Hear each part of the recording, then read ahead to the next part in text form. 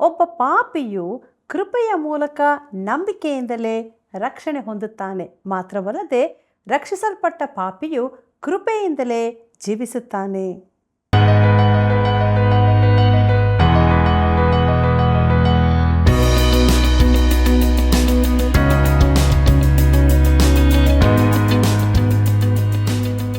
ಆತ್ಮೀಯ ವೀಕ್ಷಕರೇ, ಇಂದಿನಿಂದ ನಾವು ಪೌಲನು ಗಲಾತ್ಯದವರಿಗೆ ಬರೆದ ಪತ್ರಿಕೆಯ ಅಧ್ಯಯನವನ್ನು ಮಾಡಲಿರುವೆವು. ಪ್ರಿಯರೇ, ಆತ್ಮಿಕ ಪುನರುಜ್ಜೀವನವು, ಭಕ್ತಿ ಸಂಜೀವನವು ಮಾನವನ ಜೀವಿತದಲ್ಲಿ ಬಹಳ ಅವಶ್ಯವಾದದ್ದು. ಈ ಬಗ್ಗೆ ದೇವರ ವಾಕ್ಯದ ಮೂಲಕ ತಿಳಿಸಲ್ಪಡುವ ಸತ್ಯವನ್ನು ಪೌಲನು ಗಲಾತ್ಯದವರಿಗೆ ಬರೆದ ಪತ್ರಿಕೆಯ ಇಂದಿನ ಅಧ್ಯಯನದಿಂದ ತಿಳಿದುಕೊಳ್ಳಲಿರುವೆವು. ಗಲಾತ್ಯರು ಅಂದರೆ ಯಾರು? ಆ ಸಭೆಯ ಸ್ಥಿತಿಗತಿ, ಪತ್ರಿಕೆಯ ಬಹು ಮುಖ್ಯವಾದ ಪೀಠಿಕೆಯ ಭಾಗವನ್ನು ನಮ್ಮ ಅಧ್ಯಯನದಲ್ಲಿ ತಿಳಿದುಕೊಳ್ಳೋಣ. ಆತ್ಮದಲ್ಲಿ ಬಲ ಹೊಂದೋಣ. ಬನ್ನಿ ಈಗ ಪ್ರಾರ್ಥನೆಯನ್ನು ಮಾಡೋಣ. ಪ್ರೀತಿಯುಳ್ಳ ನಮ್ಮ ತಂದೆಯಾದ ದೇವರೇ, ಈ ಒಂದು ಸಮಯಕ್ಕಾಗಿ ನಾವು ನಿನಗೆ ಎಷ್ಟೋ ವಂದನೆ ಸ್ತೋತ್ರಗಳನ್ನು ಸಲ್ಲಿಸ್ತೇವೆ. ಇಂದಿನಿಂದ ಗಲಾತ್ಯದವರಿಗೆ ಬರೆದ ಪತ್ರಿಕೆಯ ಅಧ್ಯಯನವನ್ನು ನಾವು ಮಾಡ್ತಾ ಇದ್ದೇವೆಪ್ಪ. ನಿನ್ನ ಪರಿಶುದ್ಧಾತ್ಮನ ಸಹಾಯವನ್ನು ಕೊಡು. ನಿನ್ನ ವಾಕ್ಯಗಳನ್ನು ನಾವು ಚೆನ್ನಾಗಿ ಅರ್ಥ ಮಾಡಿಕೊಳ್ಳುವಂತೆ, ವಾಕ್ಯದ ನೆರಳಿನಲ್ಲಿ ನಾವು ಜೀವಿಸುವಂತೆ ಕೃಪೆ ಮಾಡು. ಈ ಕಾರ್ಯಕ್ರಮವನ್ನು ವೀಕ್ಷಿಸುವಂಥ ನಮ್ಮ ಪ್ರೀತಿಯ ಬಾಂಧವರನ್ನು ಆಶೀರ್ವದಿಸಬೇಕೆಂದು ಯೇಸುವಿನ ನಾಮದಲ್ಲಿ ಬೇಡಿದ್ದೇವೆ. ಆಮೇನ್. ಕರ್ತನಲ್ಲಿ ಪ್ರೀತಿಯುಳ್ಳ ಸಹೋದರ ಸಹೋದರಿಯರೇ, ಕರೆಯಲ್ಪಟ್ಟವರು ಬಹುಜನ, ಆಯಲ್ಪಟ್ಟವರು ಸ್ವಲ್ಪ ಜನ ಎಂಬುದಾಗಿ ಹೇಳಿದಂಥ ನಮ್ಮ ರಕ್ಷಕನಾದ ಯೇಸು ಕ್ರಿಸ್ತನ ಅತೀ ಪರಿಶುದ್ಧವುಳ್ಳ ನಾಮದಲ್ಲಿ ನಿಮ್ಮೆಲ್ಲರಿಗೂ ನನ್ನ ಹೃದಯಪೂರ್ವಕವಾದ ಪ್ರೀತಿಯ ವಂದನೆಗಳು. ಕರ್ತನಲ್ಲಿ ಪ್ರಿಯರೇ, ಸತ್ಯವೇದ ಅಧ್ಯಯನ ಕಾರ್ಯಕ್ರಮದಲ್ಲಿ ನಾವು ಮುಂದೆ ಸಾಗುತ್ತಾ ಇದ್ದೇವೆ. ಇಂದಿನಿಂದ ನಾವು ಪೌಲನು ಗಲಾತ್ಯದವರಿಗೆ ಬರೆದ ಪತ್ರಿಕೆಯ ಧ್ಯಾನವನ್ನು ಮಾಡಲಿಕ್ಕಿದ್ದೇವೆ. ಆದ್ದರಿಂದ ದೇವರಾತ್ಮನ ಬಲವನ್ನು ಬೇಡಿಕೊಳ್ಳುತ್ತಾ ನಮ್ಮ ಅಧ್ಯಯನವನ್ನು ಪ್ರಾರಂಭಿಸೋಣ. ಪ್ರಿಯರೇ, ಪೌಲನು ಗಲಾತ್ಯದವರಿಗೆ ಬರೆದ ಪತ್ರಿಕೆಯ ಪ್ರಸ್ತಾವನೆಯ ಬಗ್ಗೆ ನೋಡುವಾಗ ಈ ಪತ್ರಿಕೆಯನ್ನು ಕ್ರಿಸ್ತಶಕ 57ರಲ್ಲಿ ಬಹುಶಃ ಪೌಲನು ಬರೆದಿರಬೇಕು. ತನ್ನ 3ನೇ ಪ್ರಸಂಗ ಪ್ರಯಾಣದ ಸಮಯದಲ್ಲಿ ಎಫೆಸದಲ್ಲಿದ್ದ 2 ವರ್ಷಗಳ ಅವಧಿಯಲ್ಲಿ ಈ ಪತ್ರವನ್ನು ಬರೆದಿರಬೇಕು.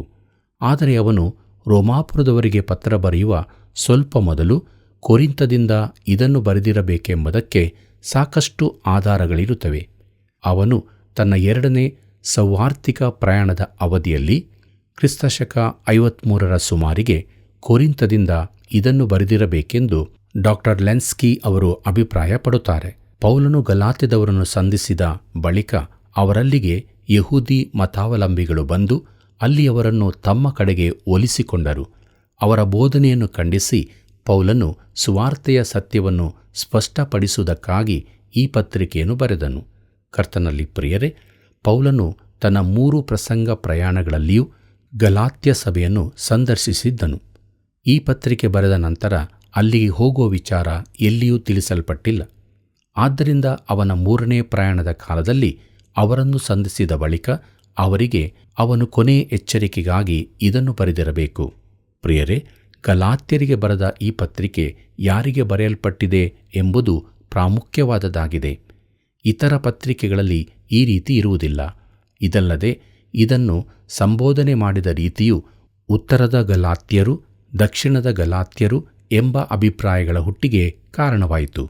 ಪೌಲನು ತನ್ನ ಪ್ರಥಮ ಪ್ರಸಂಗ ಪ್ರಯಾಣದ ವೇಳೆ ಸಂಧಿಸಿದ ಸಭೆಗಳಿಗೆ ಇದು ಬರೆಯಲ್ಪಟ್ಟಿರಬಹುದೆಂದು ನೆನೆಸಬಹುದಾದರೂ ಅದು ಇನ್ನೂ ವಿಸ್ತಾರವಾದ ಪೆಸ್ಸಿನ್ನ, ಅಂಕಿರ ಹಾಗೂ ತಾವಿಯಂನಂತಹ ಪ್ರದೇಶಗಳವರಿಗೂ ಇದನ್ನು ಬರೆದನೆಂದು ನನ್ನ ಅನಿಸಿಕೆ.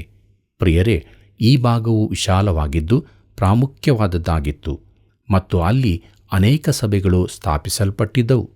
ಪ್ರೀತಿಯುಳ್ಳ ದೇವಜನರೇ, ಗಲಾತ್ಯ ಎಂಬ ಪದವು ಅಲ್ಲಿನ ಜನರ ರಾಷ್ಟ್ರೀಯತೆಯನ್ನು ಸೂಚಿಸುವುದಾಗಿರಲೂಬಹುದು. ಏನೇ ಆಗಿದ್ದರೂ ಅಲ್ಲಿನ ಮಿಶ್ರ ಜನಾಂಗಗಳಲ್ಲಿ ಪ್ರತ್ಯೇಕವಾಗಿ ಗುರುತಿಸಲ್ಪಡುವ ಒಂದು ಗುಂಪು ಇದಾಗಿರಬಹುದು.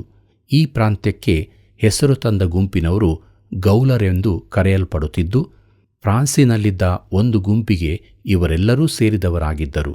ಕ್ರಿಸ್ತಪೂರ್ವ 4ನೇ ಶತಮಾನದಲ್ಲಿ ಇವರು ರೋಮನ್ನು ಸ್ವಾಧೀನಪಡಿಸಿಕೊಂಡರು.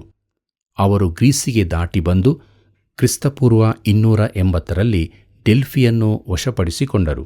ಅವರು ಯುದ್ಧಪ್ರಿಯರಾಗಿದ್ದು ಮುನ್ನುಗ್ಗುತ್ತಾ ಹೋಗುತ್ತಿದ್ದರು.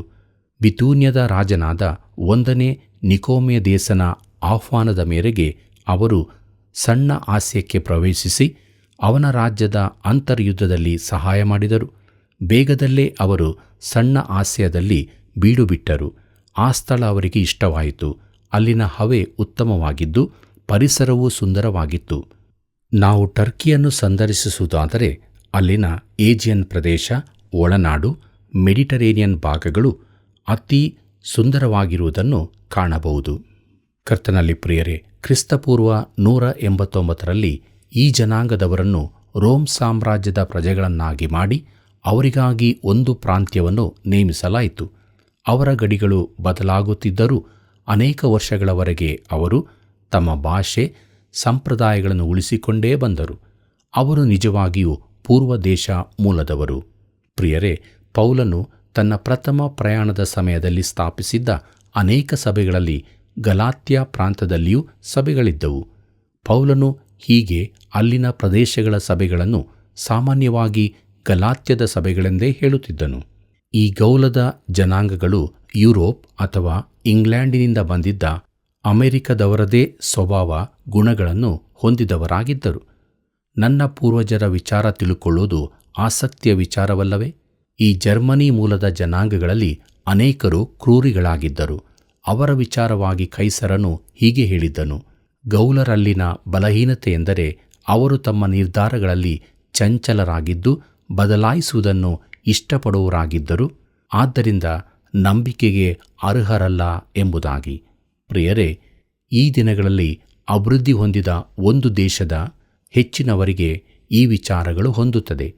ನಾವು ನಮ್ಮ ತೀರ್ಮಾನಗಳಲ್ಲಿ ಚಂಚಲರಾಗಿರುತ್ತೇವೆ, ಬದಲಾವಣೆಗಳನ್ನು ಮೆಚ್ಚುತ್ತೇವೆ, ಪ್ರತಿ ವರ್ಷವೂ ಕಾರುಗಳನ್ನು ಬದಲಾಯಿಸುತ್ತೇವೆ, ಮುಂದಣ ವಾರದ ಪತ್ರಿಕೆಗಳನ್ನು ಪಡೆಯಲಿಚ್ಛಿಸುತ್ತೇವೆ.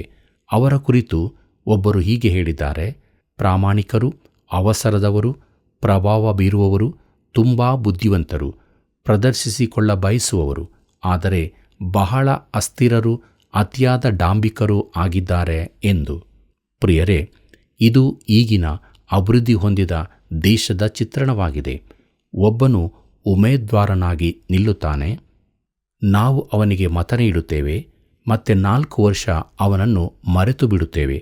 10 ವರ್ಷ ಹಿಂದೆ ಇಲ್ಲವೇ 20 ವರ್ಷ ಹಿಂದೆ ಮಂತ್ರಿ ಯಾರಾಗಿದ್ದಾರೆಂದು ನಮಗೆ ತಿಳಿದಿದೆಯೋ? ನಾವು ಚಂಚಲ ಚಿತ್ತರು, ಆದರೆ ನಮ್ಮನ್ನು ಅತೀ ಬುದ್ಧಿವಂತರೆಂದು ಹೇಳಿರುವುದು ಸಂತೋಷವೇ. ಯಾಕಂದರೆ ನಾವು ಭಾವಿಸುವುದು ಹಾಗೆ, ಮತ್ತು ಈ ರೀತಿ ಅತಿಯಾಗಿ ಭಾವಿಸುವುದಕ್ಕೆ ನಮ್ಮ ಒಣ ಹೆಮ್ಮೆಯೇ ಕಾರಣವಾಗಿದೆ. ಕರ್ತನಲ್ಲಿ ಪ್ರಿಯರೇ, ಗಲಾತ್ಯದವರು ಪೌಲನನ್ನು ದೇವರನ್ನಾಗಿ ಮಾಡಬೇಕೆಂದಿದ್ದರೆಂದೂ ಮರುದಿನವೇ ಅವನಿಗೆ ಕಲ್ಲೆಸೆದರೆಂದು ನಾವು ಅಪೊಸ್ತಲ ಕೃತ್ಯದಲ್ಲಿ ಓದುತ್ತೇವೆ. ನಾವು ಏನು ಮಾಡುತ್ತೇವೆ? ನಾವು ಒಬ್ಬನನ್ನು ಅಧಿಕಾರಿಯನ್ನಾಗಿ ಆರಿಸುತ್ತೇವೆ. ಅವನು ಅಧಿಕಾರದಲ್ಲಿದ್ದಾಗಲೇ ಅವನನ್ನು ಅಧಿಕಾರದಿಂದ ಇಳಿಸಲು ಯತ್ನಿಸುತ್ತೇವೆ. ನಮ್ಮ ಆಡಳಿತ ವ್ಯವಸ್ಥೆ ಇಷ್ಟು ದೀರ್ಘಕಾಲ ಉಳಿದು ಬಂದದ್ದೇ ಒಂದು ಆಶ್ಚರ್ಯ. ಕರ್ತನಲ್ಲಿ ಪ್ರಿಯರೇ, ಅನೇಕ ವಿಚಾರಗಳಲ್ಲಿ ನಮ್ಮಂತೆಯೇ ಇರುವ ಜನರಿಗಾಗಿ ಬರೆಯಲ್ಪಟ್ಟಿರುವ ಈ ಗಲಾತ್ಯರ ಪತ್ರಿಕೆ ನಮಗೂ ಅನ್ವಯಿಸುವಂಥದ್ದಾಗಿದೆ. ಅವರ ಸ್ವಭಾವಗಳು ನಮ್ಮಂತೆಯೇ ಇದ್ದು ನಮ್ಮಲ್ಲಿರುವಂತೆಯೇ ಅವರಲ್ಲಿಯೂ ಅನೇಕ ಗುಂಪು ಪಂಗಡಗಳು ಇರುತ್ತವೆ. ಅವುಗಳಲ್ಲಿ ಮೊದಲನೆಯದು, ಇದರಲ್ಲಿನ ಸಂದೇಶ ಗಂಭೀರವೂ ಕಟ್ಟುನಿಟ್ಟಿನದು, ನಿರ್ದಾಕ್ಷಿಣ್ಯವಾದದ್ದೂ ಆಗಿದೆ. ಗಲಾತ್ಯದವರಿಗೆ ಬರೆದ ಪತ್ರಿಕೆ 1ನೇ ಅಧ್ಯಾಯ 6ನೇ ವಚನದಿಂದ 9ನೇ ವಚನದವರೆಗೆ, 3ನೇ ಅಧ್ಯಾಯ ಮೊದಲಿನ 5 ವಚನಗಳನ್ನು ನೋಡಿರಿ. ಪ್ರಿಯರೇ, ಕೊರಿಂಥದವರಿಗೆ ಬರೆದಂತೆ ಗುಣ ತಿದ್ದುವ ಕಾರ್ಯ ಮಾಡದಿದ್ದರೂ ತಿದ್ದುವ ಎಚ್ಚರಿಕೆಯಿದೆ. ಗಲಾತ್ಯದ ವಿಶ್ವಾಸಿಗಳು ದೊಡ್ಡ ಅಪಾಯದಲ್ಲಿದ್ದರು, ಯಾಕಂದರೆ ಅವರ ವಿಶ್ವಾಸದ ಅಡಿಪಾಯವೇ ಅಲುಗಾಡುತ್ತಿತ್ತು. ಆದ್ದರಿಂದಲೇ ಈ ಪತ್ರಿಕೆಯಲ್ಲಿ ಯಾವ ಶ್ಲಾಘನೆಯ ಮಾತಾಗಲಿ, ಹೊಗಳುವ ಅಥವಾ ಕೃತಜ್ಞತೆ ಸೂಚಿಸುವ ಮಾತಾಗಲಿ ಇರುವುದಿಲ್ಲ. ಪ್ರಾರ್ಥನೆಗೆ ಕೇಳಿಕೊಳ್ಳುವುದಿಲ್ಲ. ಕ್ರಿಸ್ತನಲ್ಲಿನ ಅವರ ಸ್ಥಾನದ ಕುರಿತು ಹೇಳಲ್ಪಟ್ಟಿಲ್ಲ. ಅವನೊಂದಿಗಿರುವ ಯಾರ ಹೆಸರೂ ಹೇಳಲ್ಪಟ್ಟಿಲ್ಲ. ಈ ಪತ್ರಿಕೆಯನ್ನು ಪೌಲನು ಇತರ ಪತ್ರಿಕೆಗಳೊಂದಿಗೆ ಹೋಲಿಸಿದ್ದಲ್ಲಿ ಈ ವ್ಯತ್ಯಾಸವನ್ನು ಗಮನಿಸಬಹುದು. ಎರಡನೇದಾಗಿ ನೋಡುತ್ತೇವೆ, ಈ ಪತ್ರಿಕೆಯಲ್ಲಿ ಪೌಲನ ಹೃದಯದ ಅಂತರಾಳ ಬಿಚ್ಚಲ್ಪಟ್ಟಿದೆ. ಅತಿ ಭಾವುಕತೆಯು ಮನಸ್ಸಿನ ಆತಂಕವೂ ತೋರಿಸಲ್ಪಟ್ಟಿದೆ. ಇದು ಅವನ ಹೋರಾಟದ ಪತ್ರಿಕೆಯಾಗಿದೆ. ಸಂಪ್ರದಾಯಗಳಿಗೆ ಅವನು ಬಗ್ಗುವವನಲ್ಲ. ಒಬ್ಬರು ಹೀಗೆ ಹೇಳಿದ್ದಾರೆ, ರೋಮಾಯರಿಗೆ ಬರೆದ ಪತ್ರಿಕೆ ಪೌಲನ ತಲೆಯಿಂದ ಬಂದಿದೆ, ಗಲಾತ್ಯರಿಗೆ ಬರೆದ ಪತ್ರಿಕೆ ಅವನ ಹೃದಯದಿಂದ ಬಂದಿದೆ ಎಂದು. ಪ್ರಿಯರೇ, ಒಬ್ಬ ದೈವಶಾಸ್ತ್ರಜ್ಞರು ಹೀಗೆ ಹೇಳಿದ್ದಾರೆ, ರೋಮಾಯರಲ್ಲಿ ಕ್ರಮಾಗತವಾಗಿ ಬರೆಯಲ್ಪಟ್ಟದ್ದು ಗಲಾತ್ಯ ಪತ್ರಿಕೆಯಲ್ಲಿ ವಿವಾದಾತ್ಮಕವಾಗಿ ಪ್ರತಿಪಾದಿಸಲ್ಪಟ್ಟಿದೆ ಎಂದು. ಮೂರನೇದಾಗಿ ನಾವು ನೋಡುತ್ತೇವೆ, ಯಾವುದೇ ವಿಧವಾದ ಶಾಸ್ತ್ರಾನುಗುಣ ವಿಚಾರಗಳಿಂದ ಮುಕ್ತಿಯಾದದ್ದನ್ನು ಈ ಪತ್ರಿಕೆ ಘೋಷಿಸುತ್ತದೆ. ಗಲಾತ್ಯರಲ್ಲಿ ಈ ಶಾಸ್ತ್ರವಾದಿಗಳು ಹೆಚ್ಚು ಸಮಯ ನಿಲ್ಲಲಾರರು. ಇದು ಅವರಿಗೊಂದು ಗದರಿಕೆಯಾಗಿದೆ. ಇದು ಮಾರ್ಟಿನ್ ಲೂಥರನಿಗೆ ಅಚ್ಚುಮೆಚ್ಚಿನ ಪತ್ರಿಕೆಯಾಗಿದೆ. ಅವರು ಹೇಳಿದ್ದು, ಇದು ನನ್ನ ಪತ್ರಿಕೆಯಾಗಿದೆ, ನನ್ನೊಂದಿಗೆ ಇದು ಸದಾಕಾಲ ಇರುವಂತಾದು. ಪುನರ್ ಸಂಸ್ಥಾಪನೆಗೆ ಇದು ಮೂಲವಾಗಿದೆ. ಇದನ್ನು ಆದಿಸಭೆಯ ಸುಗ್ರೀವಾಜ್ಞೆ ಎಂದು ಕರೆಯುತ್ತಿದ್ದರು. ಪ್ರಿಯರೇ, ಅದು ಕ್ರೈಸ್ತ ಸ್ವಾತಂತ್ರ್ಯದ ಪ್ರಣಾಳಿಕೆಯಾಗಿತ್ತು, ಅಭೇದ್ಯ ಕೋಟೆಯಾಗಿತ್ತು. ಸುವಾರ್ತೆಯ ಮೇಲಣ ಯಾವ ದಾಳಿಯನ್ನೂ ಎದುರಿಸುವ ಸಾಮರ್ಥ್ಯವುಳ್ಳದಾಗಿತ್ತು. ಒಬ್ಬರು ಹೇಳಿದಂತೆ, ಅದರ ಮುಖದಲ್ಲಿ ಶಾಶ್ವತ ಜಯವು ಸ್ಥಾಪಿತವಾಗಿದೆ ಎಂದು. ಪ್ರೀತಿಯುಳ್ಳ ದೈವಜನರೇ, ಜಾನ್ ವೆಸ್ಲಿಯವರ ಮೇಲೆ ವಿಶೇಷ ಪ್ರಭಾವ ಬೀರಿದ ಪತ್ರಿಕೆ ಇದಾಗಿದೆ. ಅವರು ಅಮೆರಿಕದ ಮೂಲವಾಸಿಗಳಿಗೆ ಸುವಾರ್ತೆ ಸಾರಲು ಬಂದರು. ಆದರೆ ಅಲ್ಲಿಗೆ ಬಂದಾಗ ಆಶ್ಚರ್ಯವಾದದ್ದೊಂದನ್ನು ಕಂಡುಕೊಂಡರು. ಅವರು ಹೇಳಿದರು, ನಾನು ಅಮೆರಿಕದ ಮೂಲ ನಿವಾಸಿಗಳನ್ನು ಪರಿವರ್ತಿಸಲಿಕ್ಕಾಗಿ ಬಂದೆನು. ಆದರೆ ಜಾನ್ ವೆಸ್ಲಿಯನ್ನು ಪರಿವರ್ತಿಸುವವರು ಯಾರು? ಅವರು ಲಂಡನಿಗೆ ವಾಪಸ್ಸಾಗಿ ಅಲ್ಲಿ ಪರಿವರ್ತನೆಗೊಂಡರು. ಜಾನ್ ವೆಸ್ಲಿ ಪರಿವರ್ತನೆ ಹೊಂದಿದ ಅಲ್ಡರ್ಸ್ ಗೇಟ್ ಎಂಬ ಸ್ಥಳವನ್ನು ಲಂಡನ್ನಲ್ಲಿ ನಾವು ಕಾಣಬಹುದು. ಪ್ರಿಯರೇ, ಅವರ ಮಾನಸಾಂತರವು ಸೌವಾರ್ತಿಕ ಮಾನಸಾಂತರವಾಗಿದ್ದು, ಸತ್ಯವೇದದಲ್ಲಿ ಈ ರೀತಿಯ ಮಾನಸಾಂತರ ಮಾತ್ರ ಹೇಳಲ್ಪಟ್ಟಿದೆ. ಅಲ್ಲಿಂದ ಜಾನ್ ವೆಸ್ಲಿಯಲ್ಲಿ ಈ ಗಲಾತ್ಯ ಪತ್ರಿಕೆಗನುಸಾರವಾದ ಪುನರುಜ್ಜೀವನ ಉಂಟಾಗಿ ಅನೇಕ ಜನರು ಕ್ರಿಸ್ತನ ರಕ್ಷಣಾನುಭವಕ್ಕೆ ಬಂದರು. ಅವರಿಂದಾಗಿ ಪರಿವರ್ತನೆಗೊಂಡ ವಿಲ್ಬರ್ ಫೋರ್ಸ್ ಎಂಬಾತನು ಬಾಲಕಾರ್ಮಿಕರ ಪರವಾಗಿ ಹೋರಾಡಿ ಕೈಗಾರಿಕಾ ಕ್ರಾಂತಿ ಹಾಗೂ ಕಾರ್ಮಿಕರ ಕಲ್ಯಾಣಗಳಲ್ಲಿ ತುಂಬ ಸುಧಾರಣೆ ಉಂಟಾಯಿತು. ಕರ್ತನಲ್ಲಿ ಪ್ರಿಯರೇ, ಕಳೆದ 1900 ವರ್ಷಗಳಲ್ಲಿ ಆತ್ಮಿಕ ಪುನರುಜ್ಜೀವನ ಹಾಗೂ ಭಕ್ತಿ ಸಂಜೀವನ ಉಂಟಾಗುವಲ್ಲಿ ಈ ಪತ್ರಿಕೆಯ ಪಾತ್ರ ಮಹತ್ತರವಾದದ್ದೆಂದು ನಾನು ಭಾವಿಸುತ್ತೇನೆ. ಮಾತ್ರವಲ್ಲದೆ ಅದು ಇನ್ನೂ ಕೂಡ ಇಂತಹ ಪುನರುಜ್ಜೀವನಕ್ಕೆ ಕಾರಣವಾಗುತ್ತಲೇ ಇರುತ್ತದೆ. ನಮ್ಮ ದೇಶದಲ್ಲಿಯೂ ಪವಿತ್ರಾತ್ಮನ ಸಂಚಲನವನ್ನು ನಾನು ಆಶಿಸುತ್ತೇನೆ. ಗಲಾತ್ಯರಿಗೆ ಬರೆದ ಪತ್ರಿಕೆಯು ನಮ್ಮ ದೇಶಕ್ಕೆ ಘೋಷಿತವಾಗಲಿ. ಆಗ ಅದು ಜನರ ಜೀವಿತಗಳನ್ನು ಅದ್ಭುತವಾಗಿ ಮಾರ್ಪಡಿಸುತ್ತದೆ. ಕರ್ತನಲ್ಲಿ ಪ್ರಿಯರೇ, ನಾಲ್ಕನೆಯದಾಗಿ ಸತ್ಯವೇದದಲ್ಲಾಗಲಿ ಹೊರಗಿನಲ್ಲಾಗಲಿ ನಂಬಿಕೆಯ ಮುಖಾಂತರವೇ ನೀತಿ ನಿರ್ಣಯ ಎಂಬ ತತ್ವಕ್ಕೆ ಬಲವಾದ ಆಧಾರ ಗಲಾತ್ಯ ಪತ್ರಿಕೆಯೇ ಆಗಿದೆ. ಕ್ರಿಸ್ತ ನಂಬಿಕೆಗೆ ವಿರುದ್ಧವಾಗಿ ಬರುವ ಯಾವುದೇ ವಿರೋಧತ್ವಕ್ಕೂ ಗಲಾತ್ಯರ ಪತ್ರಿಕೆಯು ದೇವರ ಎದುರುವಾದವಾಗಿದೆ. ಪಾಪಿಯು ಕೃಪೆಯ ಮೂಲಕ ನಂಬಿಕೆಯಿಂದಲೇ ರಕ್ಷಣೆ ಹೊಂದುತ್ತಾನೆ. ಮಾತ್ರವಲ್ಲದೆ ರಕ್ಷಿಸಲ್ಪಟ್ಟ ಪಾಪಿಯು ಕೃಪೆಯಿಂದಲೇ ಜೀವಿಸುತ್ತಾನೆ. ಕೃಪೆಯು ಜೀವಕ್ಕೆ ಮಾರ್ಗವೂ ಜೀವಿತದ ದಾರಿಯೂ ಆಗಿದೆ ಮತ್ತು ಇವೆರಡೂ ಜೊತೆಯಾಗಿರುತ್ತದೆ. ಪ್ರೀತಿಯುಳ್ಳ ಸಹೋದರ ಸಹೋದರಿಯರೇ, ಮುಂದಕ್ಕೆ ನಾವು ಗಲಾತ್ಯದವರಿಗೆ ಬರೆದ ಪತ್ರಿಕೆಯ ರೂಪುರೇಖೆಯನ್ನು ನೋಡೋಣ. ಅದರಲ್ಲಿ ಮೊದಲನೆಯದು ಪೀಠಿಕೆ, ಅಧ್ಯಾಯ 1 ಮೊದಲಿನ 10 ವಚನಗಳು. ಇದರಲ್ಲಿ ಮೊದಲನೆಯದು ವಂದನೆ, ಯಾಂತ್ರಿಕವಾಗಿ. 1ನೇ ಅಧ್ಯಾಯ ಮೊದಲಿನ 5 ವಚನಗಳು. ಎರಡನೆಯದು ವಿಶೇಷ ಪ್ರಸ್ತಾವನೆ, ಆವೇಶಭರಿತ ಮಾತುಗಳು. 1ನೇ ಅಧ್ಯಾಯ 6ನೇ ವಚನದಿಂದ 10ನೇ ವಚನದವರೆಗೆ. ಪ್ರೀತಿಯುಳ್ಳ ದೇವಜನರೇ, ರೂಪುರೇಖೆಯ 2ನೇ ಭಾಗವನ್ನು ನೋಡುವಾಗ ವೈಯಕ್ತಿಕ ಅಪೋಸ್ತಲನ ಅಧಿಕಾರ ಹಾಗೂ ಸುವಾರ್ತೆಯ ಮಹಿಮೆ. 1ನೇ ಅಧ್ಯಾಯ 11ನೇ ವಚನದಿಂದ 2ನೇ ಅಧ್ಯಾಯ 14ನೇ ವಚನದವರೆಗೆ. ಇದರಲ್ಲಿ ಮೊದಲನೆಯದು ಅರೇಬಿಯಾದಲ್ಲಿನ ಪೌಲನ ಅನುಭವ. 1ನೇ ಅಧ್ಯಾಯ 11ನೇ ವಚನದಿಂದ 24ನೇ ವಚನದವರೆಗೆ. ಎರಡನೆಯದು ಯೆರೂಸಲೇಮಿನಲ್ಲಿ ಅಪೋಸ್ತಲರೊಂದಿಗಿನ ಅನುಭವ. 2ನೇ ಅಧ್ಯಾಯ ಮೊದಲಿನ 10 ವಚನಗಳು. ಮೂರನೆಯದಾಗಿ ಅಂತಿಯೋಕ್ಯದಲ್ಲಿ ಪೇತ್ರನೊಂದಿಗಿನ ಅನುಭವ. 2ನೇ ಅಧ್ಯಾಯ 11ನೇ ವಚನದಿಂದ 14ನೇ ವಚನದವರೆಗೆ. ಪ್ರೀತಿಯುಳ್ಳ ದೇವಜನರೇ, ಗಲಾತ್ಯದವರಿಗೆ ಬರೆದ ಪತ್ರಿಕೆಯ ರೂಪುರೇಖೆಯ 3ನೇ ವಿಭಾಗವನ್ನು ನೋಡುವಾಗ ಬೋಧನೆ ನಂಬಿಕೆಯಿಂದಲೇ ನೀತಿವಂತರಾಗುವುದು ಎಂಬುದಾಗಿದೆ. 2ನೇ ಅಧ್ಯಾಯ 15ನೇ ವಚನದಿಂದ 4ನೇ ಅಧ್ಯಾಯ 31ನೇ ವಚನದವರೆಗೆ ನಂಬಿಕೆ ಹಾಗೂ ಕ್ರಿಯೆಗಳು, ಸ್ವಾತಂತ್ರ್ಯ ಹಾಗೂ ದಾಸತ್ವ ಎಂಬ ವಿಚಾರವನ್ನು ನೋಡುತ್ತೇವೆ. ಇದರಲ್ಲಿ ಮೊದಲನೆಯದು ನಂಬಿಕೆಯಿಂದ ನೀತಿವಂತರಾಗುವುದು, ಬೋಧನೆಯ ಸಾರಾಂಶ. 2ನೇ ಅಧ್ಯಾಯ 15ನೇ ವಚನದಿಂದ 21ನೇ ವಚನದವರೆಗೆ. 2ನೇಯದು ನಂಬಿಕೆಯಿಂದ ನೀತಿವಂತರಾಗುವುದು, ಗಲಾತ್ಯದವರ ಅನುಭವ. 3ನೇ ಅಧ್ಯಾಯ ಮೊದಲಿನ 5 ವಚನಗಳು. 3ನೇದಾಗಿ ನಂಬಿಕೆಯಿಂದ ನೀತಿವಂತರಾಗುವುದು, ಅಬ್ರಹಾಮನ ದೃಷ್ಟಾಂತ.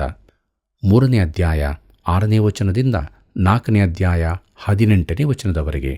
4ನೇಯದು ನಂಬಿಕೆಯಿಂದ ನೀತಿವಂತರಾಗುವುದು, ಸಾರ ಹಾಗರರ ರೂಪಕಗಳು. 4ನೇ ಅಧ್ಯಾಯ 19ನೇ ವಚನದಿಂದ 31ನೇ ವಚನದವರೆಗೆ. ಪ್ರೀತಿಯುಳ್ಳ ದೇವಜನರೇ, ಗಲಾತ್ಯದವರಿಗೆ ಬರೆದ ಪತ್ರಿಕೆಯ ರೂಪುರೇಖೆಯ 4ನೇ ವಿಭಾಗವನ್ನು ನೋಡುವುದಾದರೆ ಪ್ರಾಯೋಗಿಕ ಆತ್ಮನಿಂದ ಪವಿತ್ರರಾಗುವುದು ಎಂಬುದಾಗಿದೆ. 5ನೇ ಅಧ್ಯಾಯ 1ನೇ ವಚನದಿಂದ 6ನೇ ಅಧ್ಯಾಯ 10ನೇ ವಚನದವರೆಗೆ. ಆತ್ಮನು ಶರೀರಭಾವವು, ಸ್ವಾತಂತ್ರ್ಯ ಹಾಗೂ ದಾಸತ್ವವು ಎಂಬುದಾಗಿದೆ. ಇವುಗಳಲ್ಲಿ ಮೊದಲನೆಯದು ನಂಬಿಕೆಯಿಂದ ರಕ್ಷಿಸಲ್ಪಟ್ಟ ಧರ್ಮಶಾಸ್ತ್ರಾಧೀನರಾಗಿ ಬದುಕುವುದು ಕೃಪೆಯಿಂದ ಬಿದ್ದು ಹೋಗುವುದಕ್ಕೆ ಸಮಾನ. 5ನೇ ಅಧ್ಯಾಯ 1ನೇ ವಚನದಿಂದ 15ನೇ ವಚನದವರೆಗೆ. 2ನೇದು ನಂಬಿಕೆಯಿಂದ ರಕ್ಷಿಸಲ್ಪಟ್ಟು ಆತ್ಮನಲ್ಲಿ ನಡಕೊಳ್ಳುವುದು ಆತ್ಮನ ಫಲ ಉಂಟು ಮಾಡುತ್ತದೆ. 5ನೇ ಅಧ್ಯಾಯ 16ನೇ ವಚನದಿಂದ 26ನೇ ವಚನದವರೆಗೆ. 3ನೇದಾಗಿ ನಂಬಿಕೆಯಿಂದ ರಕ್ಷಿಸಲ್ಪಟ್ಟು ಆತ್ಮನ ಫಲ ಫಲಿಸುವುದು ಕ್ರೈಸ್ತ ಗುಣಲಕ್ಷಣಗಳನ್ನು ತೋರಿಸುತ್ತದೆ. 6ನೇ ಅಧ್ಯಾಯ ಮೊದಲಿನ 10 ವಚನಗಳು. ಕರ್ತನಲ್ಲಿ ಪ್ರೀತಿಯುಳ್ಳ ಸಹೋದರ ಸಹೋದರಿಯರೇ, ಗಲಾತ್ಯದವರಿಗೆ ಬರೆದ ಪತ್ರಿಕೆಯ ರೂಪುರೇಖೆಯ 5ನೇ ಭಾಗವನ್ನು ನೋಡುವಾಗ ಹಸ್ತಾಕ್ಷರದೊಂದಿಗೆ ಮುಕ್ತಾಯ ಎಂಬುದಾಗಿದೆ. 6ನೇ ಅಧ್ಯಾಯ 11ನೇ ವಚನದಿಂದ 18ನೇ ವಚನದವರೆಗೆ. ಇದರಲ್ಲಿ ಮೊದಲನೆಯದು ಪೌಲನ ಸ್ವಂತ ಕೈ ಬರಹ, 6ನೇ ಅಧ್ಯಾಯ 11ನೇ ವಚನ. 2ನೇಯದು ಪೌಲನ ಸ್ವಂತ ಸಾಕ್ಷಿ, 6ನೇ ಅಧ್ಯಾಯ 12ನೇ ವಚನದಿಂದ 18ನೇ ವಚನದವರೆಗೆ. ಇದರಲ್ಲಿ ಮೊದಲನೆಯದು ಕ್ರಿಸ್ತನ ಕ್ರೂಜೆ ಎದುರು ಸುನ್ನತಿ, 6ನೇ ಅಧ್ಯಾಯ 12ನೇ ವಚನದಿಂದ 15ನೇ ವಚನದವರೆಗೆ. 2ನೇಯದು ಪೌಲನ ದೇಹದ ಮೇಲೆ ಕ್ರಿಸ್ತನ ಕೈ ಬರಹ, 6ನೇ ಅಧ್ಯಾಯ 16ನೇ ವಚನದಿಂದ 18ನೇ ವಚನದವರೆಗೆ. ಪ್ರಿಯರೇ, ಇದರಲ್ಲಿ ಹೊಸ ಸೃಷ್ಟಿಯ ಹೊಸ ಸುನ್ನತಿ ಎಂಬ ವಿಚಾರವು ಅಡಗಿದೆ. ಪ್ರೀತಿಯುಳ್ಳ ದೇವಜನರೇ, ಗಲಾತ್ಯದವರಿಗೆ ಬರೆದ ಪತ್ರಿಕೆಯ ರೂಪುರೇಖೆಗಳನ್ನು ನಾವು ನೋಡಿಕೊಂಡೆವು. ಬಹಳ ಅದ್ಭುತವಾದ ಸತ್ಯವು ಇದರಲ್ಲಿ ಅಡಗಿದೆ. ಆದ್ದರಿಂದ ಮುಂದಿನ ಕಾರ್ಯಕ್ರಮದಲ್ಲಿ ನಾವು ಗಲಾತ್ಯದವರಿಗೆ ಬರೆದ ಪತ್ರಿಕೆಯ ಅಧ್ಯಯನದಲ್ಲಿ ಮುಂದೆ ಸಾಗಲಿಕ್ಕಿರುವಾಗ ಪ್ರಾರ್ಥನಾಪೂರ್ವಕವಾಗಿ ನೀವೆಲ್ಲರೂ ಸಿದ್ಧರಾಗಬೇಕಾಗಿ ಪ್ರೀತಿಯಿಂದ ಕೇಳಿಕೊಳ್ಳುತ್ತೇನೆ. ದೇವರ ವಾಕ್ಯವು ನಮಗೆ ಹೇಳಿದ ಹಾಗೆ ನಮ್ಮ ಜೀವಿತದಲ್ಲಿ ಯಾವಾಗಲೂ ಕ್ರಿಸ್ತ ನಂಬಿಕೆಯಿಂದ ಆತ್ಮನ ಫಲವನ್ನು ಕೊಡುವರಾಗಬೇಕು. ಇಂಥ ಜೀವಿತಕ್ಕಾಗಿ ದೇವರು ನಮ್ಮನ್ನು ಕರೆದಿದ್ದಾನೆ. ಆದ್ದರಿಂದ ಅನುದಿನವೂ ದೇವರ ವಾಕ್ಯದಿಂದ ತುಂಬಿಸಲ್ಪಟ್ಟವರಾಗಿ ದೇವರಾತ್ಮನ ನಡೆಸುವಿಕೆಯೊಂದಿಗೆ ನಿಜವಾದ ನಿತ್ಯ ಜೀವದ ನಿರೀಕ್ಷೆಯಲ್ಲಿ ದೇವರು ಪ್ರತಿಷ್ಠಿಸಿದಂಥ ಜೀವವುಳ್ಳ ಮಾರ್ಗದಲ್ಲಿ ನಾವು ಮುಂದೆ ಮುಂದೆ ಸಾಗೋಣ. ಹೀಗಾಗುವಂತೆ ದೇವರು ತಾನು ನಮಗೆ ಸಹಾಯ ಮಾಡಿ ನಡೆಸಲಿ. ಕರ್ತನ ಕೃಪೆಯು ಸದಾ ನಿಮ್ಮ ಸಂಗಡ ಇರಲಿ. ಗಲಾತ್ಯದವರಿಗೆ ಬರೆದ ಪತ್ರಿಕೆಯ ಪೀಠಿಕೆಯ ಭಾಗದ ಅಧ್ಯಯನವು ನಮಗೆ ಬೋಧಿಸಿದ ಅಮೂಲ್ಯವಾದ ಸತ್ಯಗಳಿಗಾಗಿ ದೇವರಿಗೆ ಸ್ತೋತ್ರವಾಗಲಿ. ಪೌಲನ ಹೃದಯದಿಂದ ಬಂದ ಪತ್ರಿಕೆಯು ನಮ್ಮ ಆತ್ಮೀಯ ಜೀವಿತಕ್ಕೂ ಆಶೀರ್ವಾದಾಯಕವಾಗಿದ್ದು, ಕೃಪೆಯ ಮೂಲಕ ನಂಬಿಕೆಯಿಂದ ರಕ್ಷಣೆ ಹೊಂದಿದವರಾಗಿ ಜೀವಿಸಿ ನಮ್ಮ ಜೀವಿತದಲ್ಲಿ ದೇವರನ್ನು ಮಹಿಮೆಪಡಿಸೋಣ. ಪ್ರಿಯ ವೀಕ್ಷಕರೇ, ಇಂದಿನ ಕಾರ್ಯಕ್ರಮದಲ್ಲಿ ನೀವು ಹೊಂದಿದ ಆಶೀರ್ವಾದಗಳನ್ನು ನಿಮ್ಮಲ್ಲಿಯೇ ಇಟ್ಟುಕೊಳ್ಳದೆ ನಮಗೆ ಕರೆ ಮಾಡಿ ತಿಳಿಯಪಡಿಸಿರಿ. ಅದಕ್ಕಾಗಿ ನಾವು ದೇವರಿಗೆ ಸ್ತೋತ್ರವನ್ನು ಸಲ್ಲಿಸ್ತೇವೆ. ಮುಂದಿನ ಕಾರ್ಯಕ್ರಮದಲ್ಲಿ ಮತ್ತೆ ಭೇಟಿಯಾಗೋಣವಾ. ವಂದನೆಗಳು.